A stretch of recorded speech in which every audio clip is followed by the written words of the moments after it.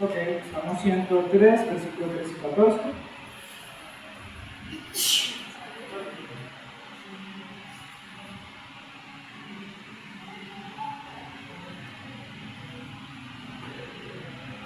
Ok. Salmo 103, 13 al 14.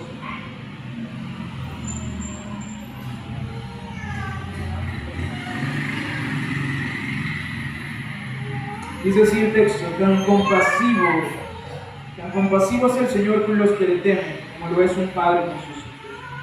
Él conoce nuestra condición, sabe que somos pecados. Ahora quisiera que diéramos a Zacarías capítulo 3, versículo 1 al 7.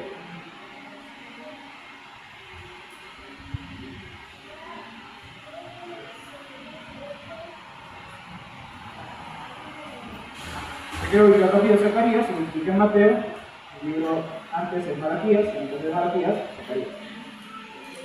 Zacarías capítulo 3, versículo 1 al 7.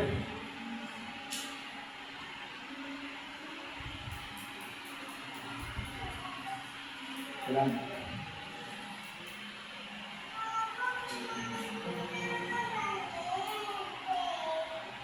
Ok, dice así. Zacarías 3, 1 al 7. Entonces me mostró a Josué, el sumo sacerdote, que estaba de pie ante el ángel del Señor, y a Satanás estaba a su mano derecha como parte del acusador. El ángel del Señor le dijo a Satanás: que te reprenda el Señor, que ha escogido a Jerusalén. Que el Señor te reprenda, Satanás. ¿Acaso no es este hombre un guisón rescatado del fuego? Josué estaba vestido de ropas sucias en presencia del ángel. Así que el ángel les dijo a los que estaban allí, dispuestos a servirle: quítenle las ropas sucias. Y a Josué le dijo: como pueden ver, ya te he librado de tu culpa. Ahora voy a vestirte con ropas espléndidas. Entonces dije yo: pónganle también un turbante limpio en la cabeza. Y le pusieron en la cabeza un turbante limpio y lo vistieron, mientras el ángel del Señor permanecía de pie. Luego el ángel del Señor le hizo esta advertencia a Josué: así dice el Señor Todopoderoso: si andas en mis caminos y me cumples como sacerdote, entonces gobernarás mi templo y te harás cargo de mis atrios. Yo te concederé un lugar entre estos que están aquí. Ahora vamos a ir a Hebreos capítulo 4, que es el texto de la predicación. En esta ocasión, Hebreos capítulo 4. Siempre que me hace mucha ilusión, siempre lo quiero predicar. Hebreos capítulo 4, 14 al 16.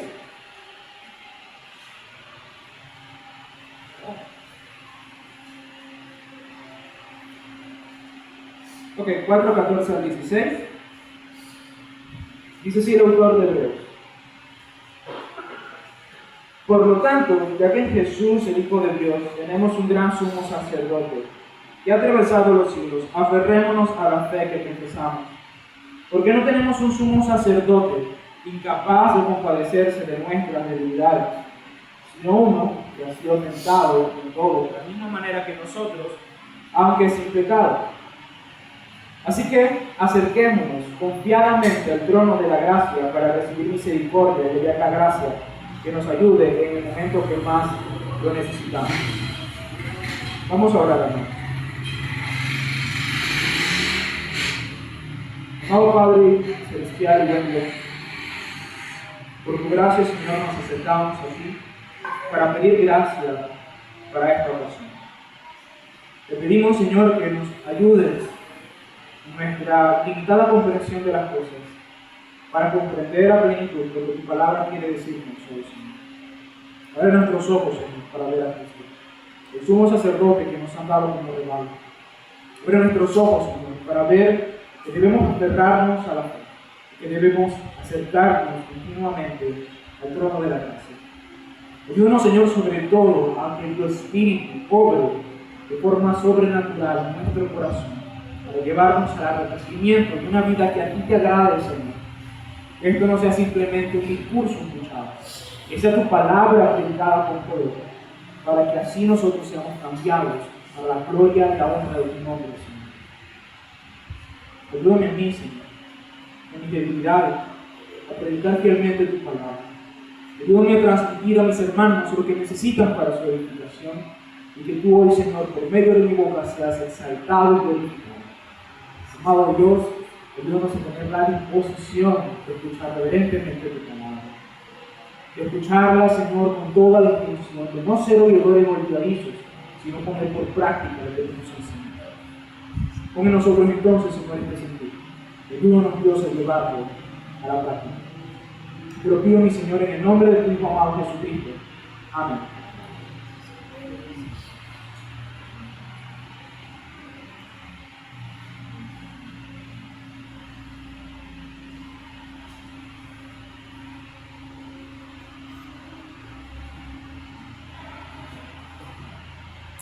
Hay días en que la fe pareciera que se nos resbala de las manos, como si tuviéramos aceite corriendo entre los dedos. Nos embargan en esos momentos dudas, el cansancio, pecados repetidos, fracasos continuos, las mismas aflicciones de la vida, la misma situación agobiante con la cual nosotros tenemos que luchar en este mundo. Y nos hace que nuestra fe no sea precisamente lo más vigorizante posible, ¿no? Ante esta situación, que de hecho es bastante común en tópica, ¿no? Ante esto la Biblia, el libro de Hebreos, no nos dice, bueno, tienes que hacer un intento más fuerte, ¿no? Tienes que esforzarte más. Y esto, aunque puede parecer una exhortación necesaria, de hecho lo es, no es lo que vemos al principio en la Escritura. Por ejemplo, en este caso, el autor de Hebreos, tratando este tema de la decadencia espiritual de sus receptores, él no opta principalmente por eso. Él opta más bien por recordarnos quién es el que sostiene a la iglesia, quién es el que sostiene a los cristianos. Nos recuerda, hermanos, no principalmente o de primeras nuestra responsabilidad, sino que nos recuerda que tenemos a Cristo, quien ha atravesado el cielo, que está allí no para estar lejos de nosotros, sino más bien para representarnos en medio del Padre, para sostenernos y para darnos lo que necesitamos. Desde ahí, hermanos, desde el trono celestial, Cristo nos dice y nos da este llamado que es claro para nosotros, y es: no sueltes la fe que profesas, no te sueltes de Él, aférrate a Cristo, no te aferres al vacío, aférrate a Cristo, y mientras te aferras a Cristo, acércate a Cristo. Su trono está hermosamente vestido de gracia, es lo que nos dice este texto. Y ese trono, hermanos, ese lugar santísimo, no expulsa a los débiles, a los que caen, a los que están afligidos, a los que están desbaratados a causa de las muchas aflicciones de esta vida. No, hermanos, ese trono llama a los pecadores porque se ha revestido de gracia. Es allí donde se le da el oportuno socorro a los débiles.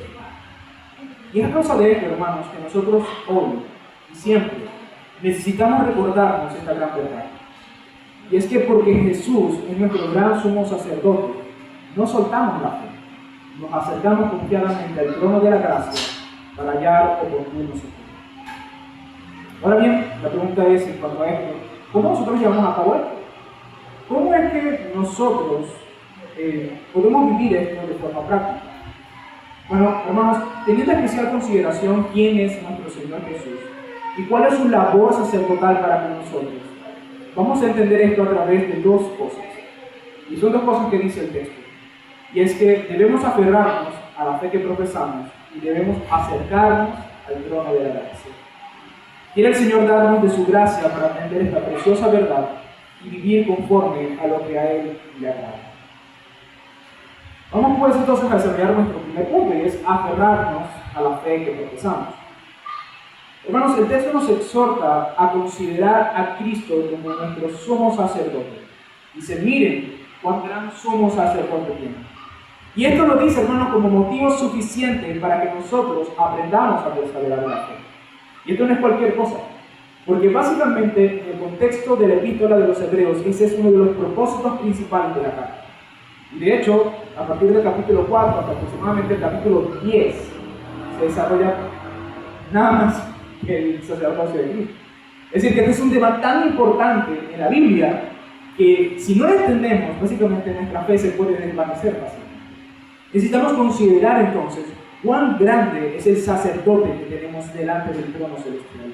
Cuán grande es Cristo como nuestro sacerdote, para que así entonces podamos aferrarnos a la fe que profesamos como cristianos y por lo tanto mantener una vida que sea concordante con Él.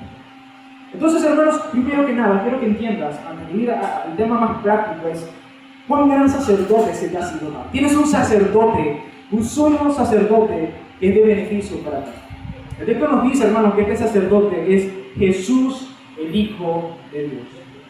Y en este libro, específicamente referente a la fe, tiene referencia a dos cosas.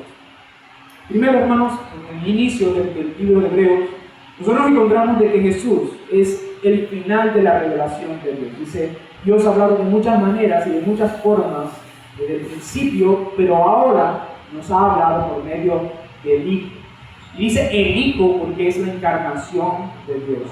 Dios se hizo hombre y cara a cara habló con la humanidad, revelando sin intermediarios perfectamente su voluntad para con nosotros. Eso es lo que Dios ha hecho por medio del Hijo. Y en segundo lugar, tiene que ver con que Jesús, hermanos, es el autor y consumador de nuestra fe. Eso lo dice Hebreos capítulo 12. Poned vuestra mirada en Cristo Jesús, el autor y consumador de la fe. ¿Qué significa esto, hermanos, en términos generales? Bueno, hermanos, que Cristo es el clímax de la revelación de la palabra de Dios. Que Jesús es quien te ha dado la fe. Es el fundamento de la fe, es el contenido de la fe e incluso, hermanos, es el lugar hacia donde nosotros apuntamos nuestra fe. Eso es lo que significa que es el consumador de nuestra fe. Entonces, cuando nosotros entendemos que tiene que ver este sumo sacerdote con nuestra fe, hermanos, tiene que ver todo, porque Él es todo en cuanto a nuestra fe. Mire entonces si conoce a este sacerdote que es Jesús, el Hijo de Dios. Este personaje, hermanos, vino al mundo a morir por nosotros, resucitó y atravesó los cielos, como dice nuestro texto. Dentro de nuestras convicciones cristianas, hermanos, más fundamentales, sostenemos que Jesús está sentado en el trono celestial. Que 40 días luego de su resurrección, el Señor ascendió visiblemente a los cielos para ocupar su lugar de gloria. Ciertamente, hermanos, el Señor Jesús atravesó los cielos y Él está sentado en su trono con poder, por lo que puede cumplir fielmente todo, absolutamente todo lo que Él ha dicho. Recordemos, hermanos, lo que eso significa. Toda potestad ha sido dada en los cielos y en la tierra, porque Él está en el trono del universo. Recordemos, hermanos, lo que eso significa. Significa que Él está allí como representante nuestro delante de la presencia del Padre. Y nosotros conjuntamente con Cristo estamos sentados en los lugares celestiales y Él está en el trono celestial. ¿Dónde está nuestro Señor? ¿Dónde está tu sumo sacerdote? No está en la esquina, está en el lugar celestial. Ahí está el que te amó y te sirvió. Una de las cosas más fascinantes de este texto, hermanos, es lo que dice a continuación. Y es que tenemos un sacerdote similar a nosotros. Similar a nosotros. Porque cuando nosotros vemos la grandeza de Jesús, podemos olvidar por un momento de que Él está revestido de carne y hueso. De que Él experimentó debilidades como las nuestras. Él sabe lo que es sufrir hambre, Él sabe lo que es no tener un techo, lo que Él sabe, lo que es ser tentado terriblemente por Satanás. Él sabe todas estas cosas.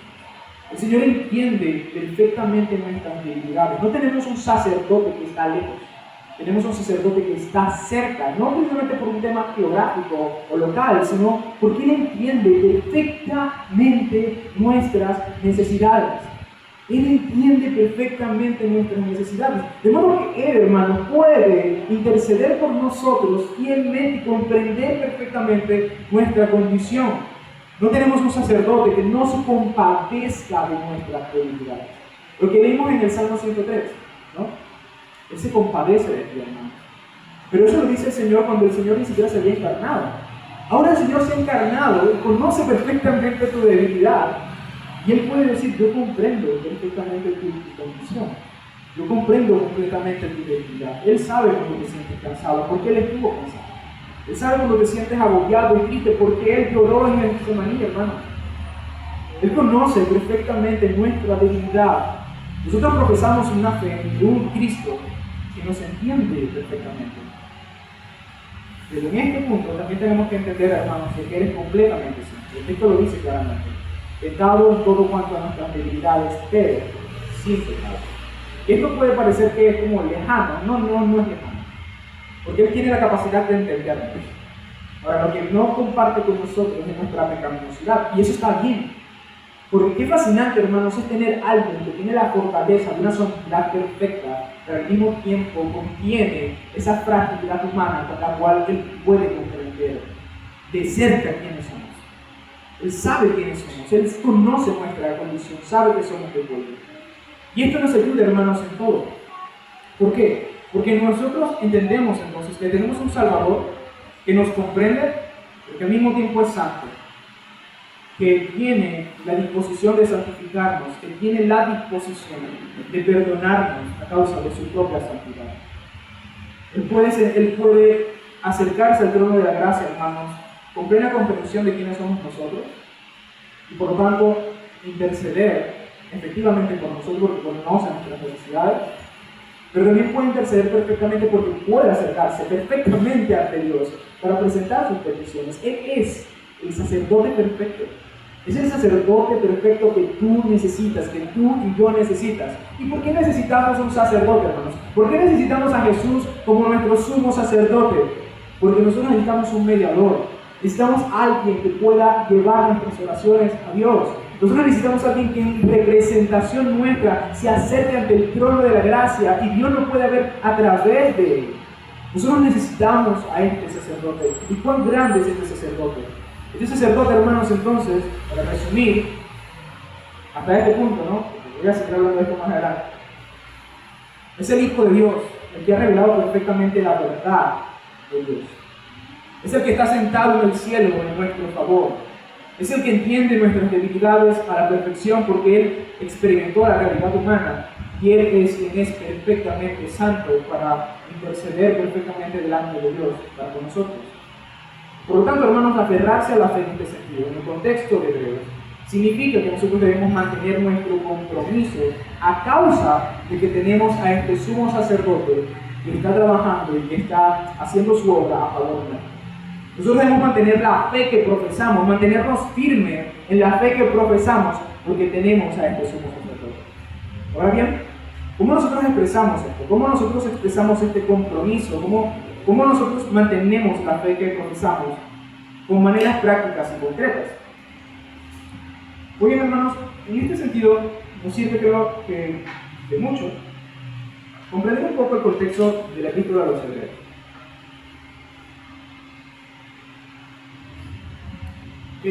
Básicamente, la Epístola a los Hebreos es una carta en contra de la apostasía. ¿Qué es la apostasía? La apostasía es alejarse de Dios. ¿Okay? De aquí que existen ciertas exhortaciones a la perseverancia, a no ser niños en la fe, no dejarse de congregar, cosas como esas. Si usted entiende más o menos a qué se hace referencia, el autor de Hebreos en cuanto a esto, te entiende entonces por lo que está diciendo. Ahora, ¿por qué los receptores de la epístola se veían tentados a la apostasía? La razón era varias. Una de las razones era que estaban siendo afligidos, había una semi-persecución por el contexto judío en el cual estaban. También había cierta presión social porque los receptores eran ex-judíos, entonces obviamente tenían familiares judíos, tenían personas queridas judías. Y al mismo tiempo ellos estaban pasando por una época de desgano espiritual.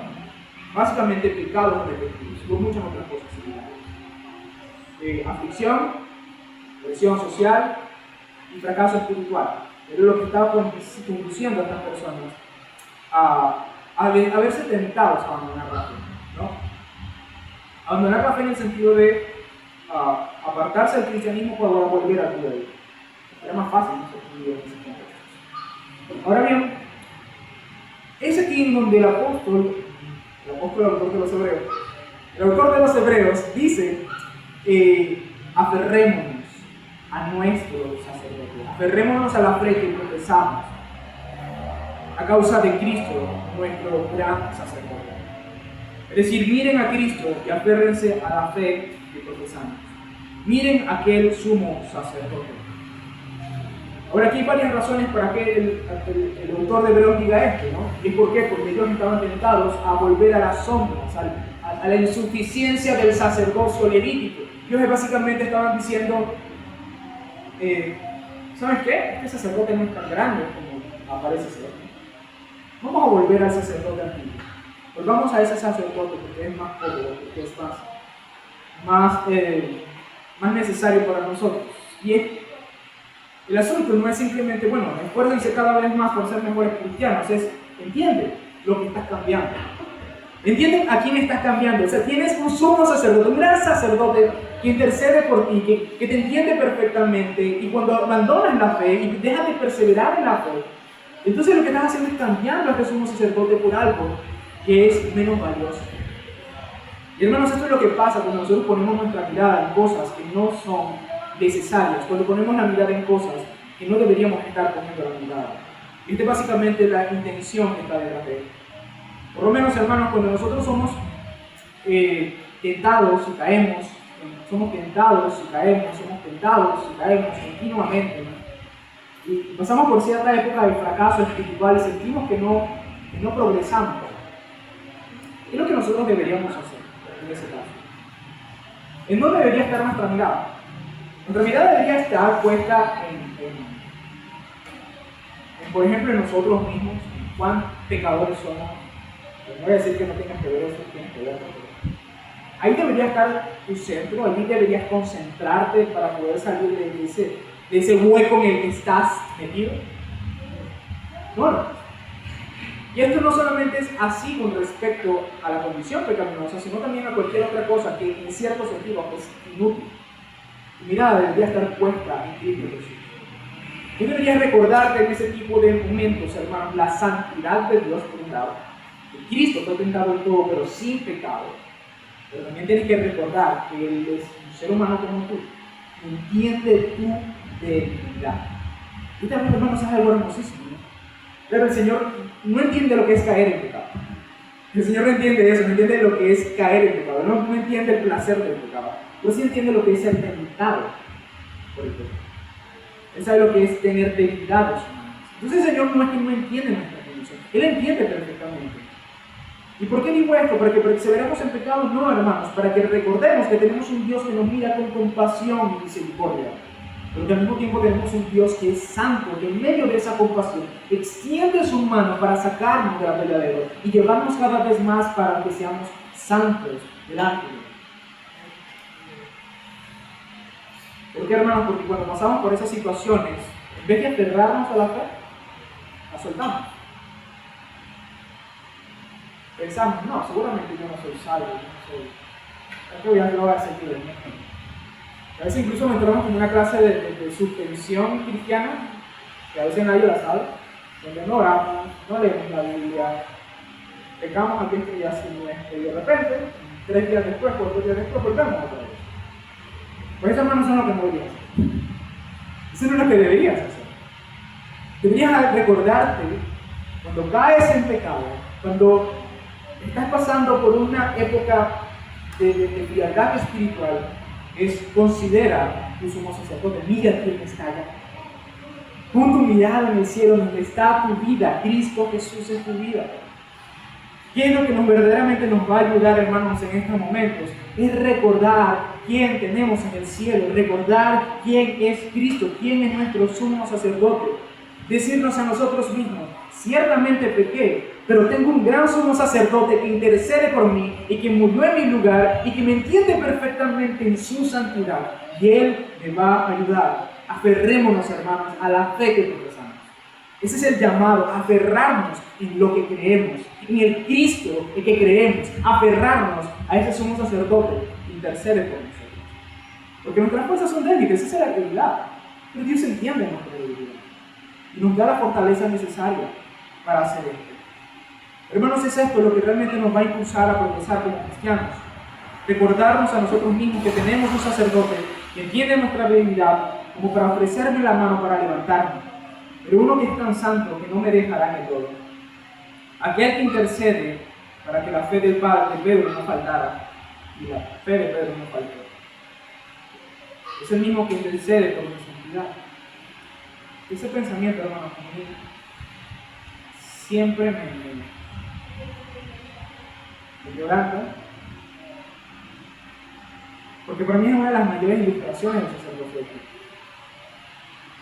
Pedro cometió uno de los peores pecados que hay en la Biblia, negar a Cristo. Pero el Señor dijo, yo he orado por ti, para que tu fe no falle. Y el Señor ha orado por ti, hermano, porque Él es tu sumo sacerdote, y intercede en tu lugar. ¿Eso no es maravilloso? ¿Sí? Ahí se desvanece, hermanos, nuestros pecados, ahí se desvanecen nuestras debilidades. Tenemos un sumo sacerdote que ora por nosotros. Entonces, aférrate a la fe que profesas, aférrate a Cristo, quien está en el lugar santísimo para interceder por ti. Amado hermano, aférrate al Señor. Incluso aférrate cuando cueste muchísimo. Y de hecho, hermanos, es en los momentos de mayor aflicción, de mayor tentación, de mayor oscuridad, de mayor decadencia espiritual, donde esto cobra mayor sentido. Es allí donde nosotros tenemos que aprender a aferrarnos al Señor. En 1967, con 17 años, una chica llamada Joni Eareckson Tada, sí, se llama Joni, sí, su esposa estadounidense, no las entiende.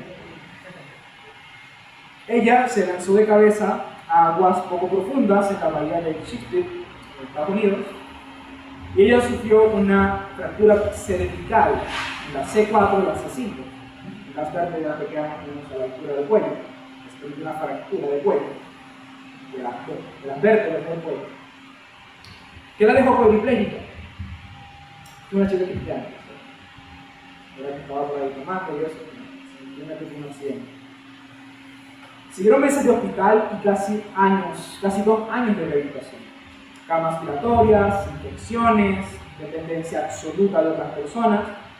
Y lo más duro, hermano, para ella no fue la silla de ruedas con la cual ella quedó finalmente, sino el torbellino interno de ese momento. Rabia, depresión, preguntas sobre Dios y su mano bondadosa para con ella. Pero bueno, en ese momento, su amada iglesia la rodearon con la Biblia, la rodearon con cánticos de adoración. Y ella aprendió a orar con honestidad, no con esas frases religiosas y pulidas de predicador, sino con lágrimas, sino con sinceridad. Ella descubrió en esa época de mucha dificultad que Cristo no la miraba desde lejos, sino que ella se recordó que Cristo fue tentado en todo, pero sin pecado. Y en su debilidad, el Señor la intervino. Ella se agarró de esa verdad cuando no sentía nada en sus piernas. En esa temporada, Joni, después de recobrar las fuerzas por aferrarse al Señor en medio de su aflicción, empezó a animarse y a crecer. Empezó a pintar con sus dientes, a escribir un libro llamado Joni, que impactó a millones de personas, y a compartir su fe sin maquillaje emocional desde la franqueza. Con el tiempo, ella fundó Joni and Friends a finales de los años 70, un ministerio global que entregó sillas de ruedas y acompañaba a personas con discapacidad de sus familias. Uno podría pensar, bueno, hasta aquí llegó el sufrimiento de Joni. No. En 2010 sufrió cáncer de mama, un dolor crónico que la puso en nuevas hospitalizaciones y sufrimientos cada vez más terribles. Pero su confesión en todo esto, hermano, no era una confesión triunfalista, ¿no? Que muchas veces está como entre muchos cristianos, pero que todo va a salir bien, todo. No, ella dijo, Jesús sabe por lo que estoy pasando. Él entiende perfectamente mi condición y Él me sostiene con compasión. Hermanos, esto debe llevarnos a nosotros a perseverar en la fe cuando somos tentados. Recordar que tenemos un sumo sacerdote igual a nosotros, que entiende nuestra condición, entiende que somos de polvo, que somos de barro, que no nos mira desde lejos, Él comprende, hermanos, tus sufrimientos, tus tentaciones, tus debilidades. No te mira como un hombre fuerte, molesto porque eres débil. No, hermanos, no es así. Sino que en tus debilidades, en tus fragilidades, en tus caídas, en tus raspones de rodillas, cuando estás tratando de caminar en la fe, Él entiende eso. Ahora, este entendimiento no es para que tú peques libremente, no es eso. Para que entiendas, hermanos, de que el Señor no te mira como un padre malvado, sino más bien como un padre tierno que tiene compasión de la debilidad de sus hijos y los levanta para que sigan a Él. Ese es el sacerdote que tú tienes. Ese es el sacerdote que tú tienes. Hermanos, porque Jesús es nuestro gran sumo sacerdote, no soltamos la fe. Esa es la razón. No soltamos la fe. Porque Él no nos suelta a nosotros, sino que nos acercamos confiados al trono de la gracia para hallar oportuno socorro. Hermanos, aferrarnos a la fe no es cerrar los puños en soledad, sino abrir las manos hacia aquel que se compadece de nosotros y nos defiende cuando el acusador señala.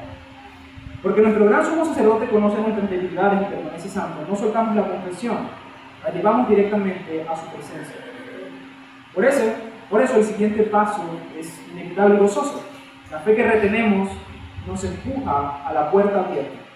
Si Él intercede por nosotros, nos acercamos con confianza al trono de la gracia. Así que, hermanos, entendiendo esto, vamos a ver el segundo punto. Acerquémonos al trono de la gracia. En vista de que tenemos tan gran sumo sacerdote, hermanos, nos aferramos a nuestra fe. Pero esto se hace, entre muchas otras cosas, a través del acercarnos al trono de la gracia para el oportuno socorro, es decir, por medio de la oración. Pero nuevamente debemos considerar qué clase de sacerdote tenemos para poder aplicar esto. Y aquí vamos a hacer una nueva revisión del sacerdocio de Cristo, pero desde otra óptica. Nuevamente, hermanos, este sacerdote es el Hijo de Dios. Se nombra a Jesús por nombre en este texto porque es el nombre cuando Él se encarna. Llamarás a tu Hijo Jesús porque Él salvará a su pueblo de sus pecados. ¿Y esto qué tiene que ver? Bueno, hermanos, que lo que quiere transmitir en cierto sentido al llamarlo Jesús, en este caso, es su predicación, su ministerio, sus milagros, su muerte, su resurrección. Quiere que recordemos el ministerio terrenal de nuestro Señor Jesucristo. Esto es así, hermanos, porque todo lo que el Señor experimentó en vida es una serie de méritos que Él gana como sacerdote. De hecho, eso lo dice el autor de Hebreos: Él aprendió belleza por medio del dolor. Él fue puesto a prueba como sumo sacerdote en esta vida, porque su santidad fue puesta a prueba en esta vida. Cristo ganó una serie de méritos, aunque ya lo tenía por sí solo, pero en su vida ganó una serie de méritos por causa de su ministerio terrenal. ¿Y por qué es esto importante, hermanos? Bueno, porque el sacerdote necesitaba esos méritos para poder entrar al lugar santísimo a hacer su trabajo. Usted por lo menos recuerda cómo estaba vestido el sumo sacerdote. Recordará, hermanos, que en su pecho tenía piedras preciosas que tenían inscritas las 12 tribus de Israel. ¿Qué significaba eso? Ese sumo sacerdote entraba en representación, llevando las oraciones, peticiones y necesidades del pueblo de Israel. En el libro de Apocalipsis, hermanos, dice que a nosotros se nos ha dado una piedra, un nuevo nombre. Esa piedrita, hermanos, no se menciona aquí porque Dios te va a dar una piedra, no, eso hace referencia al ministerio sacerdotal. Cristo entra al trono de la gracia, con su nombre inscrito en su pecho, con tu nombre inscrito en su pecho. Por eso la Escritura dice que nosotros estamos sentados en lugares celestiales conjuntamente en Cristo. Porque este sumo sacerdote ha entrado a la presencia del Padre en representación nuestra, y por medio de Él nuestras oraciones llegan directamente a los oídos del Padre. Porque Él está en el trono como sumo sacerdote perfecto, lleno de méritos, que tú puedes orar. Hermanos, este sacerdote además atravesó los cielos. Esta última imagen nos debe recordar que Jesús no entró a un templo hecho con manos humanas, sino al templo celestial, donde está el trono, pero también el altar y los querubines, donde está el Padre con presencia perfecta. Y es allí, hermanos, donde nosotros vemos el arca del pacto, el lugar real de la presencia de Cristo. Este sacerdote, hermanos, es perfecto para nuestra intercesión, puesto que no ha entrado al templo construido con las sombras del antiguo pacto, sino que ha entrado a la realidad de la presencia divina. Él es el autor de un mejor y nuevo pacto. Nuevamente, hermanos, tenemos un sacerdote similar a nosotros. Este sacerdote intercede en nuestro lugar, no como uno que no conoce nuestra condición, sino que como uno que sabe quiénes somos. Uno que está revestido de carne. Él sabe nuestras debilidades. Él sabe lo que significa pasar hambre, sabe lo que significa no tener techo, sabe lo que significa estar preocupado, sabe lo que significa llorar, incluso sabe lo que significa ser abandonado. De hecho, sabe mucho más que nosotros, porque la Biblia no es que nosotros. ¿Quién puede decir que ha sufrido más que Cristo? Tenemos una tarea, pero nadie puede decir algo como eso. Hermanos, tenemos un sacerdote que puede ponerse en nuestros zapatos en el momento de interceder en nuestra vida. Por lo tanto, nosotros tenemos la confianza de que Él va a interceder por nosotros, como debe hacer. Recordando también, hermanos, que este sacerdote es completamente santo. Este sacerdote carga con nuestros nombres ante el Padre, pero no tiene pecado por el cual pagar o por el cual interceder. Esta es la gran diferencia, una de las grandes diferencias de Cristo como sacerdote de todo lo demás, ¿no? Porque el sacerdote no solamente ofrecía sacrificios por el pueblo, sino por sí mismo. No solamente intercedía por el pueblo, sino que también intercedía por sí mismo. De hecho, uno no podía saber si él entraba a la presencia de Dios e intercedía por el pueblo. Muy probablemente él intercedió por sí mismo. Pero Cristo no. Cristo no necesita pedir por sus pecados porque no tiene pecado. Y Cristo no necesita ofrecer sacrificios por su pecado porque Él no tiene pecado. ¿Qué significa eso, hermanos? Que todo el oficio sacerdotal de Cristo está volcado para el beneficio, no de Él, sino nuestro. Su santidad nos dice que su oficio sacerdotal tiene un único objetivo, que es su pueblo, no Él. Entonces tenemos a uno que está trabajando como sacerdote en la presencia del Padre para darnos este privilegio de ver su obra en favor de nosotros perfectamente. Este es el sacerdote que nosotros tenemos. Hermanos, y es en consideración de esto lo que se nos exhorta a acercarnos ante el trono de la gracia. La misma descripción de este trono nos debe hacer entender, hermanos, que esto es un privilegio que no se gana con perfección o con santidad. Este es un trono de gracia. La grandeza de este sacerdocio se ve en el trono. En el mundo y en la literatura, hermanos, han habido tronos de todos los colores y los estilos. Por ejemplo, en Juego de Tronos, el trono está hecho de espadas. En la antigüedad, los tronos algunos hechos eran de madera, otros eran de oro. Bueno, hermanos, el trono de Cristo es un trono hecho de gracia.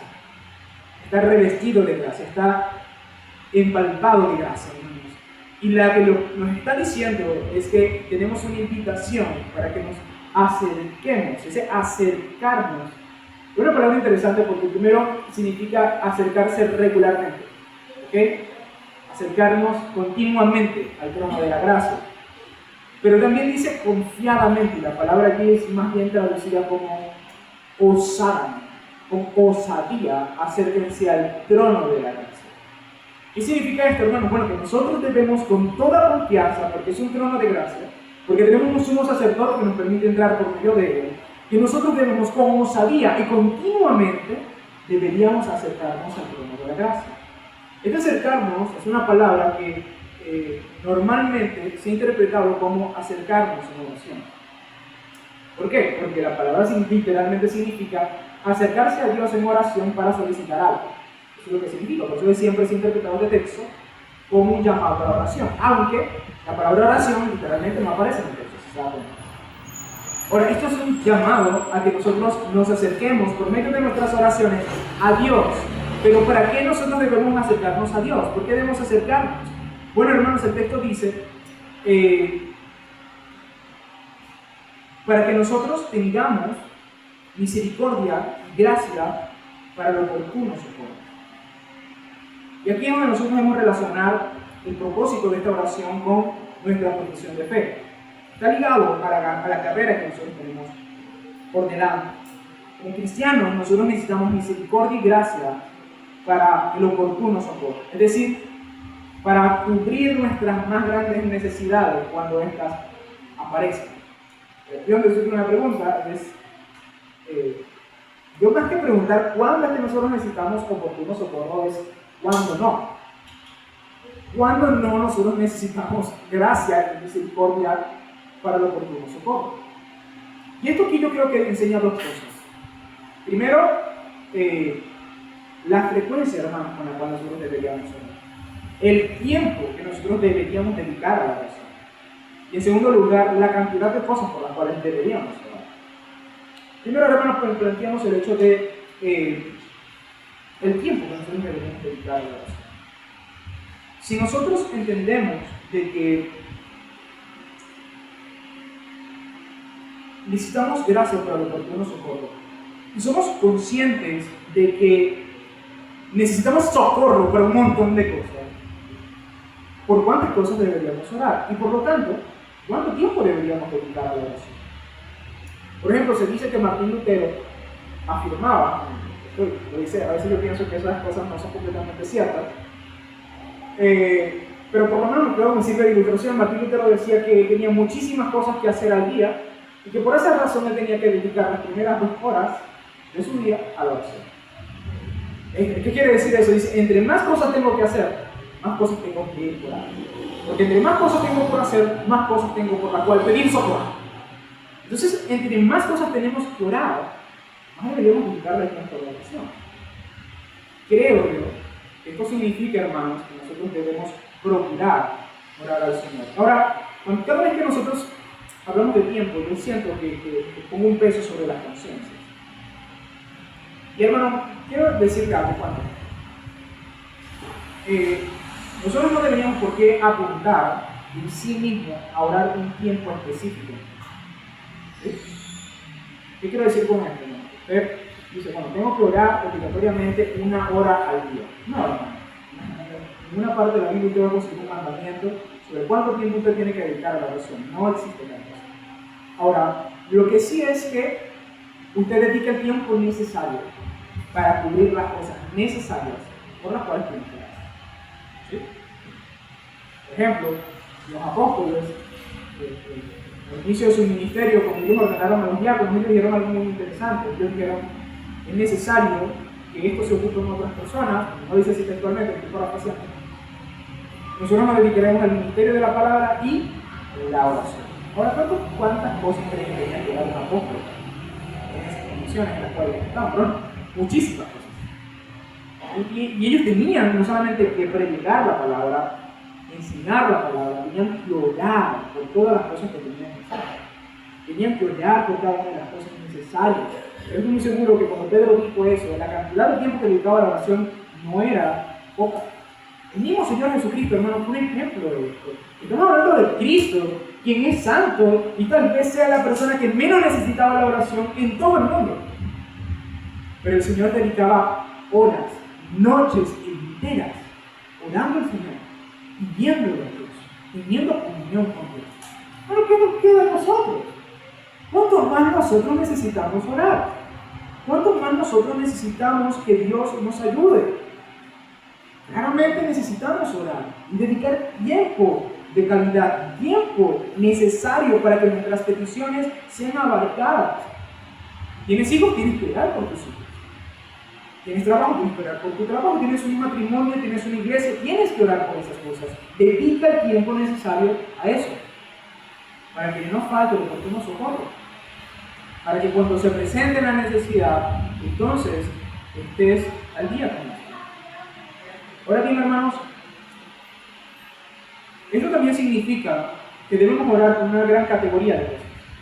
Cualquier cosa que pueda ser catalogada como una necesidad, en este caso, oportuno socorro, eso es lo que hace referencia a toda necesidad de la cual usted requiera gracia, entonces significa que debemos orar por todo. Por cualquier cosa en la cual usted necesita gracia sobre gracia para su propia vida. Usted podría pensar, bueno, yo voy a orar solamente por aquellas cosas que son más espirituales. No, usted debería orar por todo, ¿no? Usted debería orar para trabajar, usted debería orar para el momento de comer, el momento de salir en su vehículo. Usted debería orar en cada situación, en cada circunstancia necesaria para que el auxilio y el socorro y la gracia del Señor esté con usted. Esto es algo que debería ser frecuente entre nosotros. Sin embargo, yo creo que en este punto, yo creo que es necesario también entender las prioridades que debemos tener en la oración. Es decir, hermanos, ciertamente nosotros necesitamos gracia para todo, pero no todo es igualmente necesario. Es decir, si usted tiene que hacer prioridad en cuanto a las oraciones, yo creo que debería tener una conciencia muy clara, como tal cual lo enseña el Padre Nuestro. El Padre Nuestro nos dice: el Señor, danos el pan nuestro de cada día en primer lugar. Nos dice: Padre nuestro que estás en el cielo, santificado sea tu nombre, venga a nosotros tu reino, hágase tu voluntad, como en la tierra como en el cielo. Los intereses de Dios van primero. Su reino va primero. La gloria del nombre de Dios va primero. El hacer su voluntad aquí en la tierra como en el cielo va primero. Tus necesidades necesitan ser llevadas en petición de oración, pero la Biblia nos enseña que hay prioridades en la oración como hay prioridades en la Biblia. ¿A qué voy con esto? Si tú tuvieras que decidir por qué cosas no orar, hermano, ve las prioridades que el mismo Señor coloca. Y ora por aquellas cosas que son más prioritarias. Incluso dedícale más tiempo a la oración a aquellas cosas que tal vez sean más prioritarias en tu vida. Esto significa, hermanos, que antes de tal vez orar por provisión, tal vez tienes que orar por santidad. Y antes de orar, incluso si tienes que decidir en qué dedicarte más tiempo, una cosa o a la otra, tal vez tienes que orar más tiempo por el reino de los cielos que por tu propia casa. A la escritura del hogar. Tienes que pedir gracias sobre estas cosas. Ahora, hay algo que no coloqué aquí. Se me olvidó. Pero es una observación que es necesaria en el texto, hermanos. Que creo que realmente es necesario para poder dedicarnos con mayor esfuerzo a la oración. Y este texto dice, hermanos, acérquense al trono de la gracia para que haya gracia y misericordia para los oportuno socorro. El texto no dice, acérquense al trono de la gracia para que posiblemente haya gracia. No, el texto da una explicación de causa y efecto. Acérquense al trono de la gracia para que haya gracia. Acérquense para que haya gracia. ¿Qué es lo que estoy diciendo, hermano? Que vas a hallar gracia. Si te acercas al trono de la gracia, hallarás gracia. Y es que es lógico, ¿no? O sea, como si usted vaya a una fuente de agua, ¿qué va a encontrar allí? Piedras. Va a encontrar agua. Y si usted se acerca al trono de la gracia, ¿qué cree que va a conseguir en el trono de la gracia si no es gracia? ¿Y por qué estoy diciendo esto? Bueno, amado hermano, entiende algo. Por causa del sumo sacerdote que tú tienes no solamente que orar mucho, tienes que orar por un montón de cosas, sino que tienes que tener la convicción de que Dios te va a dar gracia para el oportuno socorro. Tienes que creer eso. Tienes que estar convencido de eso. Esto debe estar en tu oración. Si no estás orando simplemente porque tienes que orar, no por lo que realmente es en el texto. Es decir, el texto no dice, hermano, tienes que orar, ese es tu deber, tienes que cumplir 2 horas de oración porque eso es lo que Dios ordena. No, esto dice, hermano, tienes una necesidad, necesitas socorro, acércate al trono de la gracia y ora para que consigas eso que necesitas. Eso es lo que nos está diciendo el consejo. Entonces, hermano, realmente, eso es algo que yo he tenido que aprender todo este tiempo como cristiano. Hermano, no se trata de que tengamos que orar, que sí, ¿verdad? Dios nos ordena orar. Es simplemente yo estoy consciente de mi necesidad y de que el único que me puede ayudar, el único que me puede dar gracia, el único que me puede otorgar esto que más nadie me puede dar es Él, nada más. Entonces, ¿a dónde iré? ¿Voy a buscar ayuda en otro lugar? No, hermano, voy a buscar el trono de la gracia y hallar con Él. Porque, hermanos, ciertamente Dios responde a las oraciones. Y esto es algo que tenemos que recordar. Dios provee de su gracia a aquellos que se lo piden. Lo dice la Escritura, lo dicen las confesiones de fe reformadas, el catecismo de Heidelberg, lo dice la experiencia humana también. Por ejemplo, quiero señalar un ejemplo de otra mujer, de otra jovencita, que casualmente las ilustraciones de hoy están centradas en jóvenes. No sé por qué. Jóvenes se agarran el ejemplo. Una joven holandesa llamada Corrie de Boom, estoy casi seguro que no se pronuncia así porque es holandés, pero bueno. Una joven cristiana holandesa que junto a su familia se dedicó a esconder judíos en épocas de la Segunda Guerra Mundial. Una joven cristiana que se dedicó a esconder judíos en la Segunda Guerra Mundial, una obra maravillosa de muchos cristianos en aquella época. Pero esta se encontró posteriormente con un reto para la cual ella necesitaba gracia y socorro y para la cual se sentía incapacitada por ella. Y era perdonar a otras personas. Corrie fue llevada a campos de concentración después de ser descubierta. Y en ese contexto murió su hermana Bercy. A causa de la maldad de estos hombres, no solamente ella sufrió gravemente porque los campos de concentración no eran cosa de juego, sino que también su amada hermana murió. Después de que se disuelve todo este tema de la Segunda Guerra Mundial, ella se encuentra con un hombre que se acerca, que ella la reconoce, es un ex guardia que estaba en el mismo lugar donde ella estaba encarcelada en el campo de concentración. El ex guardia se acerca y le pide perdón por todo lo sucedido. Ella en su corazón no siente la más mínima intención de perdonar. Y ella sabe que debe perdonar, pero se siente completamente incapaz de perdonar. Testifica ella que ora al Señor brevemente y dice: Señor, yo no puedo perdonar a esta persona, pero tú sí puedes. Y dice ella, testifica ella sintió una fuerza en su corazón, una capacidad que nunca había sentido, y en ese momento sintió la capacidad de poder perdonar. Y de todo corazón lo perdonó. Le dio la mano, en señal de amor, y en efecto le ofreció su perdón. Y aquel hombre se fue con su conciencia tranquila y esta mujer sumamente edificada. Ahora, hermanos, esta es una historia verídica, cierta, pero podríamos contarla en un sinfín de veces. ¿De cuántas veces pedimos a Dios auxilio, socorro, y el Señor con su gracia nos auxilia y nos da de su socorro? ¿Cuántas veces, hermanos, nosotros sabemos que no podemos hacer algo, que somos incapaces de hacerlo, pero que Dios nos da de su gracia para poder lograrlo? Y esto no solamente lo vemos en la historia, como en el caso de Corey, sino que también lo vemos en la Escritura, hermanos. Podemos contemplar el Evangelio de Lucas y ver un ladrón en la cruz que simplemente le pidió a Jesús: Señor, acuérdate de mí cuando vengas en tu reino. Pero el Señor está lleno de gracia y misericordia. Él le dijo: hoy estarás conmigo en el paraíso. O podemos recordar, hermanos, aquella mujer que tenía un flujo de sangre, que se acercó a aquel que está en el trono de la gracia y halló gracia y misericordia para su necesidad. Tocó a Jesús y fue sanada completamente. Podríamos, por ejemplo, pensar en Ezequías, un rey malvado, que a causa de su maldad y de su pecado, el Señor lo condenó a morir en un periodo de 1 año.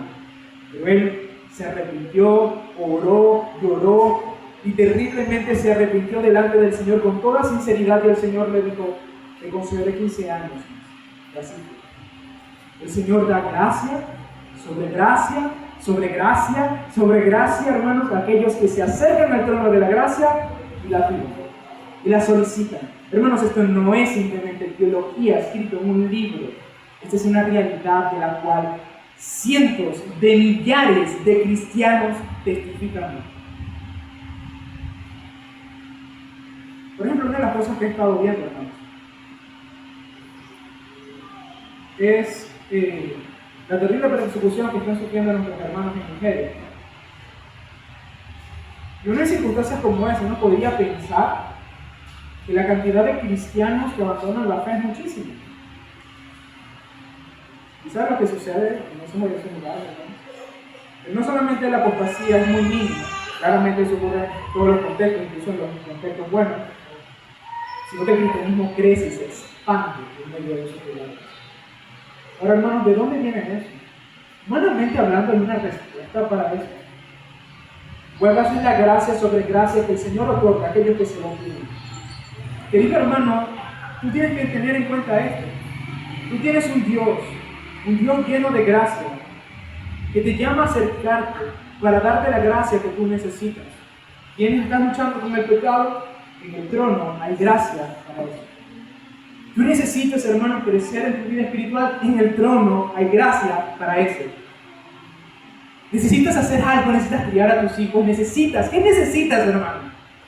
Que Dios no pueda proveer de su gracia para eso. ¿Qué existe en este mundo y no requiera que tú ores?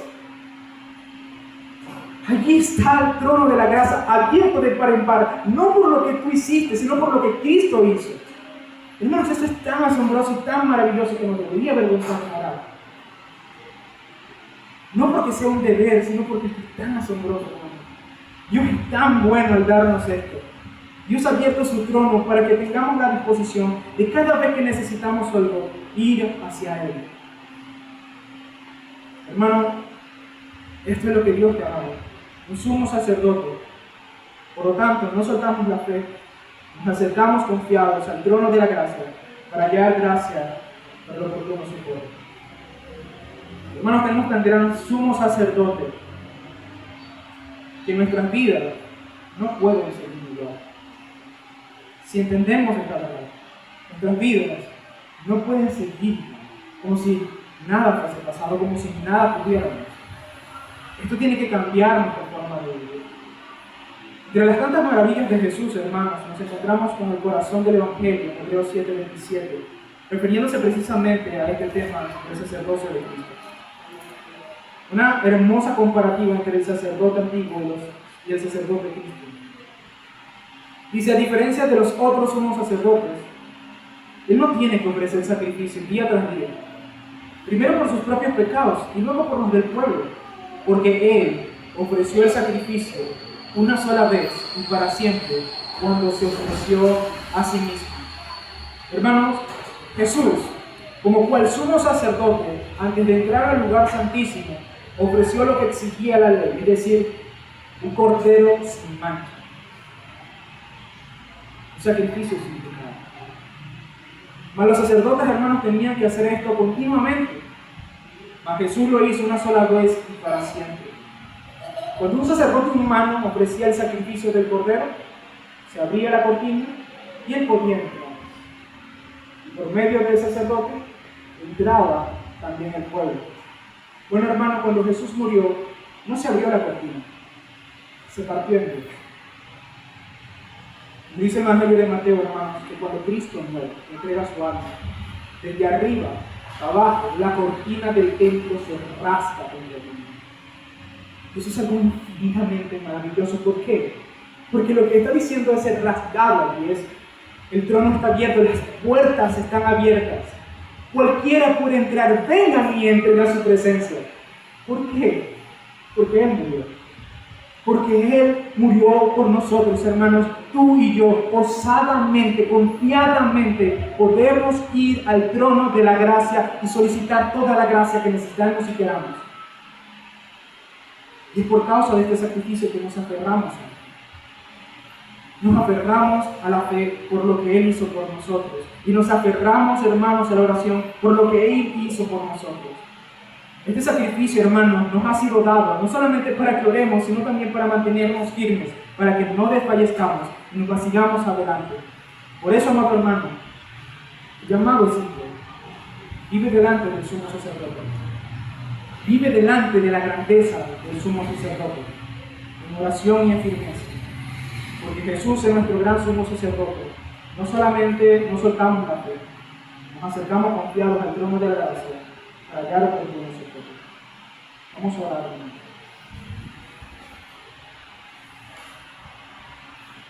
Amado, gracias, Señor, por darnos a este sumo sacerdote que es Cristo Jesús, tu Hijo, el que está en el trono celestial, el que intercede en nuestro lugar, el que entiende perfectamente nuestra condición, el que sabe que somos polvo, el que es perfectamente santo, que está en representación de nosotros. Ayúdanos, Señor, a abrir nuestros ojos ante lo maravilloso y grande de esta verdad. Señor, llévanos más allá del entendimiento humano. Abre nuestros ojos espirituales, conmueve nuestro corazón, firma convicciones en nuestra mente, en nuestra alma, para que no dejemos de orar, no dejemos de perseverar. Ayúdanos, Señor, porque tú sabes y conoces bien que somos débiles. Sin ti, Señor, nada podemos hacer. Por lo tanto, mi Dios, ayúdanos, Señor. Ayúdanos en esta tarea y permítenos seguir adelante para la gloria y la honra del mundo. Yo sé, Señor, que tú eres bueno. Aunque nosotros somos terriblemente pecadores, tú eres bueno. Ayúdanos, Señor, no a confiar en nuestros méritos, sino en los méritos de nuestro sacerdote. En Él confiamos, Señor. Te lo pedimos en el nombre de Jesús, nuestro sumo sacerdote. Amén. Bien, hermanos, ¿cuánto de pie?